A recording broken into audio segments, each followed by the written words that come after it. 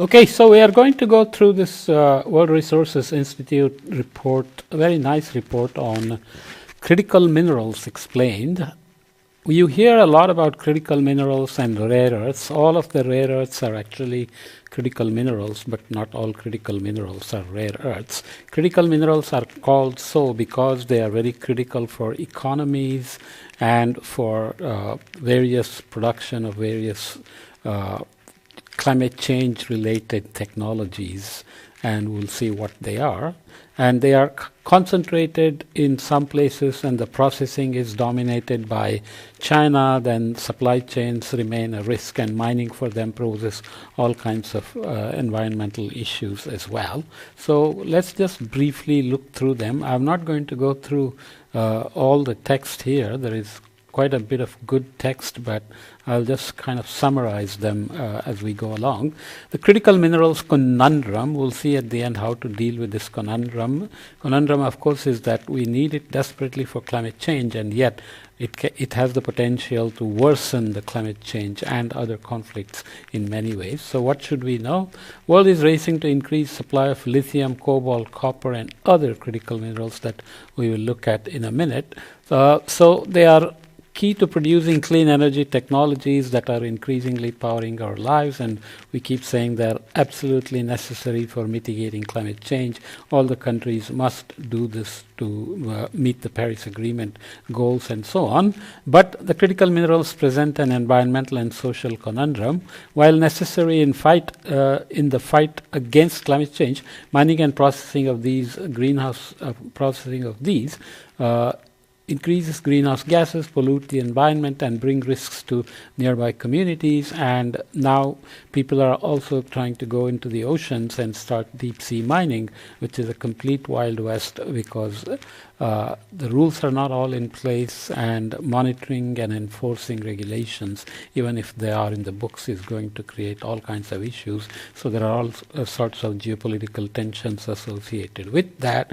Deep sea mining is already being dominated by China to some extent, and it's everywhere, and it's roads and belts initiatives. It's setting up its own consortium of countries to deal with many of these things. But there's no question that the world will need a lot more of these minerals, and quickly.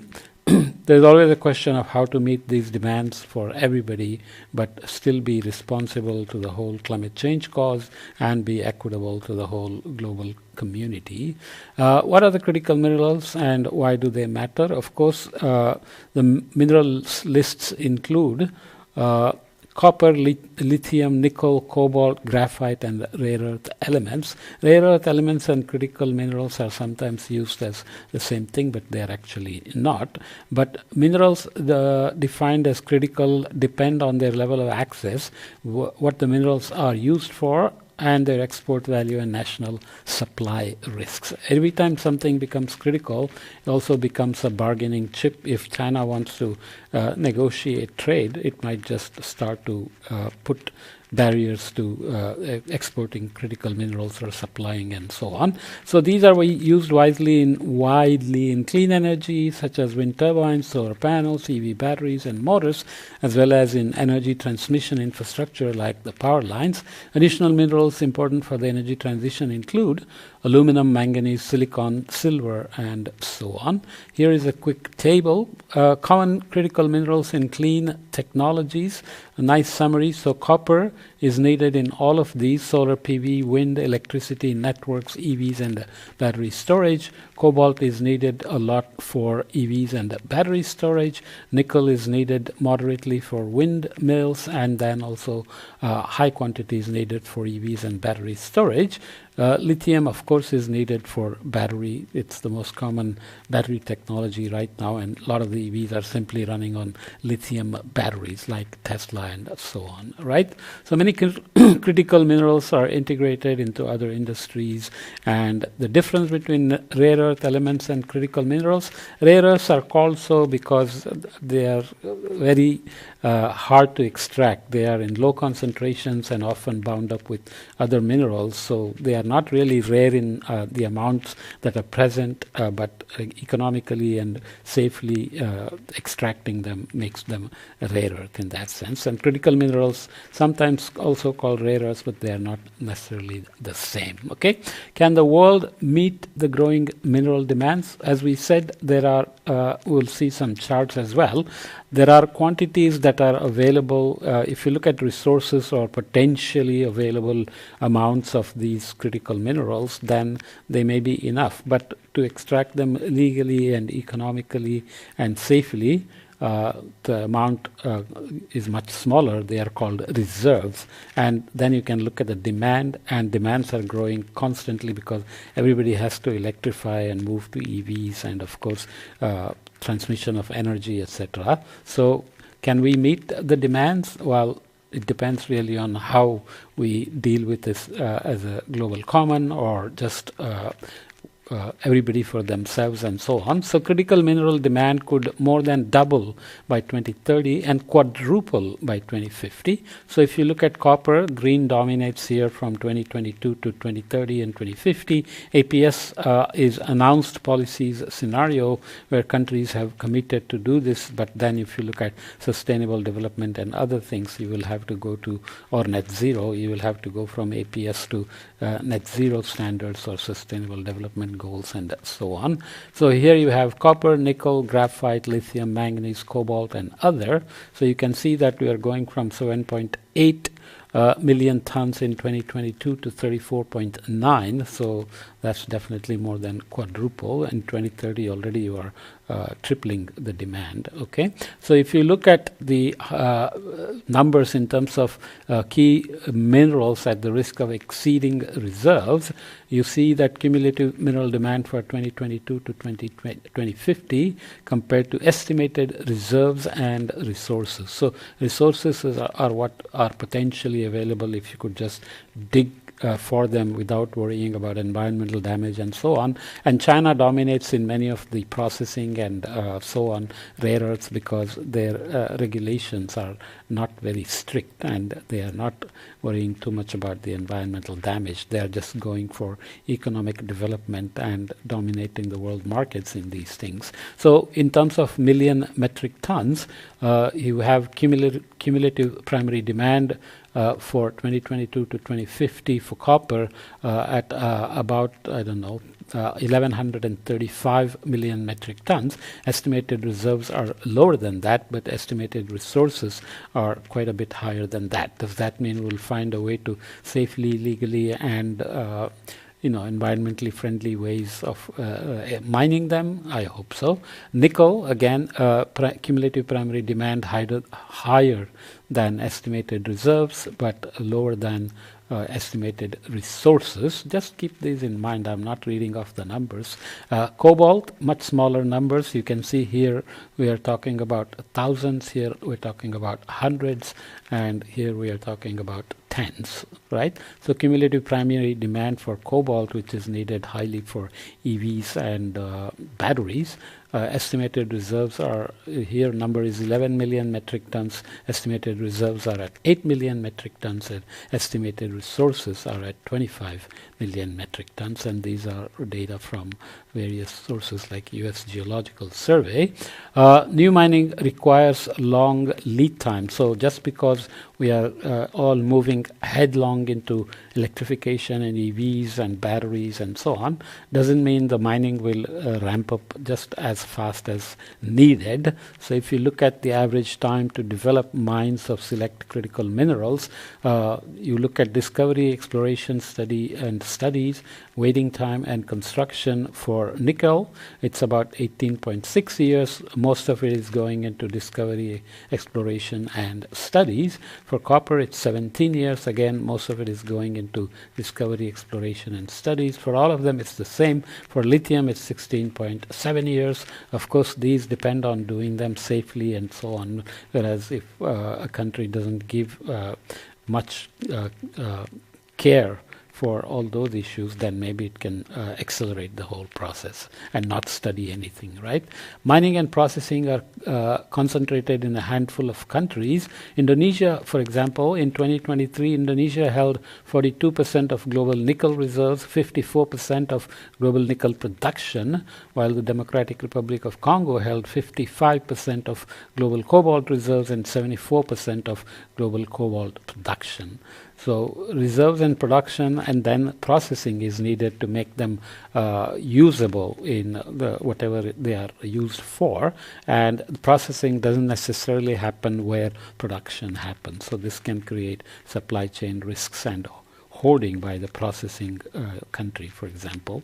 China dominates, as we will see. Once mined, the majority of these minerals are shipped to China for processing before they can be applied in end uses. China processes more than half of the world's lithium, 2/3 of its cobalt, and 1/3 of its nickel, and nearly all rare earth elements.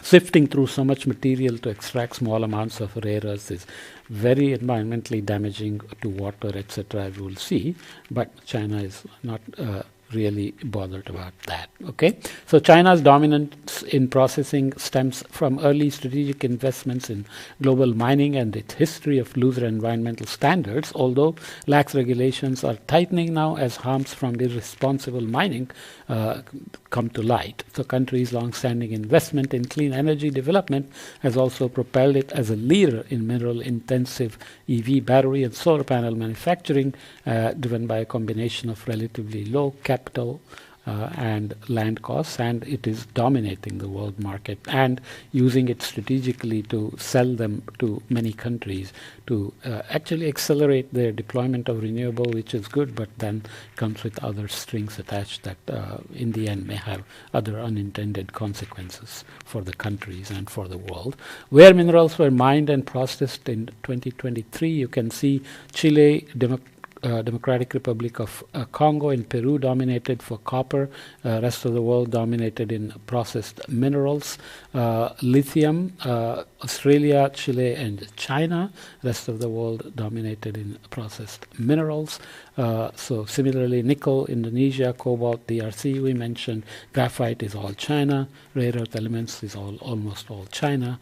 And some of these countries, DRC, Myanmar, and other countries, they are not Russia, for example. They are not always democratic. They are not always stable in many ways. So that can create serious supply chain risks as well. That's why they are called critical minerals. How is the world responding to supply chain risks? As countries move to protect their national security and energy independence, critical minerals have become a central point of conflict. Some with a healthy mineral supply like China have imposed export restrictions as a geopolitical lever, heightening the urgency for other countries to build up their domestic supply. This is playing out because of the way US is trying to deal with trade and so on. EU's Critical Raw Materials Act aims to establish a secure and dependable critical minerals value chain for the bloc. In the US, the Mine of the Future initiative provides nearly $100 million in funding to accelerate research,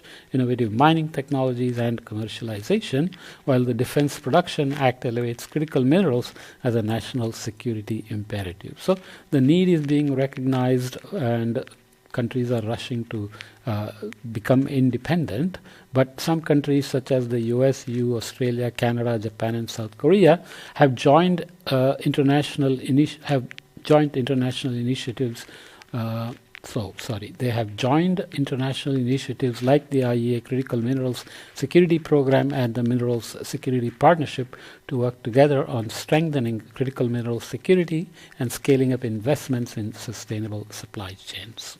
Okay, China's partnership, working somewhat separately through its Belt and Road Initiative, which supports infrastructure development mainly in developing and emerging economies, have been instrumental in the country's ability to dominate mineral processing. So if you take countries which are producing those minerals and you process for them, you make them dependent on you, then you've got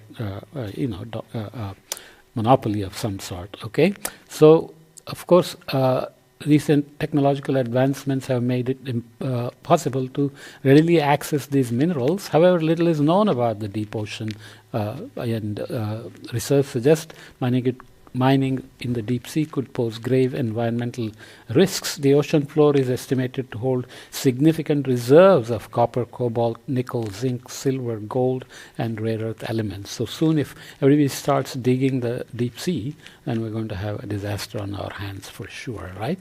What are the dangers associated with critical mineral mining? Of course, environmental hazards, especially if you do it in the oceans also, and global mining already represents about 8% of the world's carbon footprint, and emissions from critical minerals production will grow alongside demand.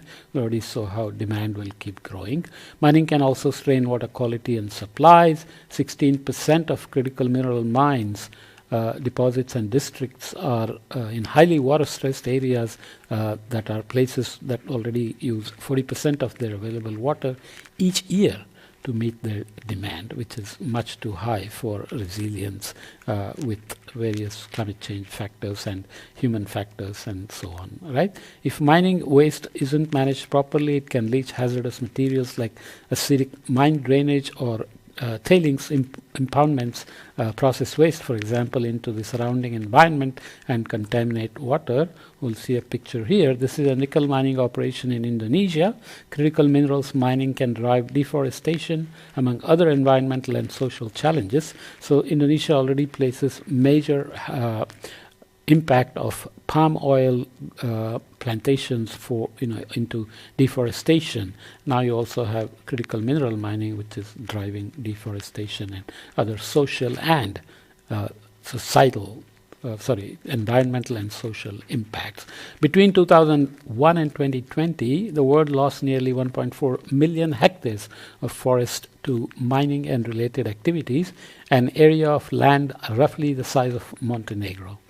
So you can look at more numbers like this. As I said, 255,000 workers engaged in small-scale mining in DRC, Democratic Republic of Congo. 40,000 are children. So, mining is leading to child labor, some as young as 6 years old. As I said, DRC is not a very stable democratic place, even though the name has Democratic Republic of Congo. Communities may face also forced displacement, loss of traditional livelihoods, and health risks linked to pollution from mines. Okay, so world can scale up mineral supplies responsibly by mainstream responsible mining. So you will need to set up standards, and there are already some protocols in place, but they need to be used more widely. Many places, the enforcement, like in Indonesia, let's say DRC, China, regulations may exist in the books, but enforcement may be completely missing. So regulations, how international cooperation will work in this to protect global climate is not so clear. Technology, of course, technology advancements can help mining companies reduce their impact. Transparency and accountability, again, this is about enforcement. Market-based incentives, so large buyers like governments and companies can exert their influence through green procurement, committing to purchase only critical minerals that have been responsibly mined.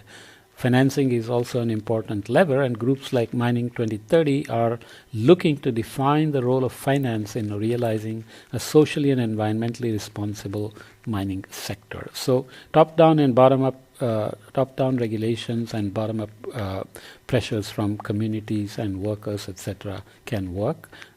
Promote circular economy. We'll see some scenarios for reusing. I will jump the text, but basically you see here, recycling can significantly reduce new mineral mining demand. Reduction of primary supply, so newly mined material or mineral requirements due to recycling under IEA announced policy scenario APS that we talked about before, going from 2020 to 2050. If you recycle, obviously you will need less and less by 2050, but without recycling, the number will be more than 30-40% higher. This is for copper in millions of tons, and this is for lithium. You can see that it can begin to make a difference by 2040. Exactly how the recycling will be done, there are lots of issues on health risks associated with extracting copper and lithium in recycling processes, even gold, etc., from electronics and so on. This is for nickel and this is for cobalt. And again, these are scenarios for the future. These are good to keep in mind, but how to make them happen is anything but clear. Okay. Finally, confronting the mineral conundrum then, critical minerals underpin the world's efforts to build a cleaner, safer future for all, but they are not without risks. As surging demand spurs geopolitical tensions and environmental and social concerns, the need for meeting this demand responsibly is paramount. Countries and companies must work together to ensure that supply chains are not only secure but sustainable, and that we are making the most of the minerals already in play to minimize the need for new extraction as much as possible. Minimizing the need for new extraction as much as possible. Considering the amount of electrification and EVs and batteries that are coming online and that have to come online for climate mitigation and Paris Agreement goals, it's highly unlikely that we are going to minimize the new extraction anytime soon. But nonetheless, we have to remember that these are important. Oops. Yeah, I have some extra blank slides there that I forgot to remove. So, good report. You should go and read if you want more details. I obviously was very brief because I just wanted to capture the most important points. It's still about 21 minutes, so hopefully it's useful anyways. But report is online, so please read.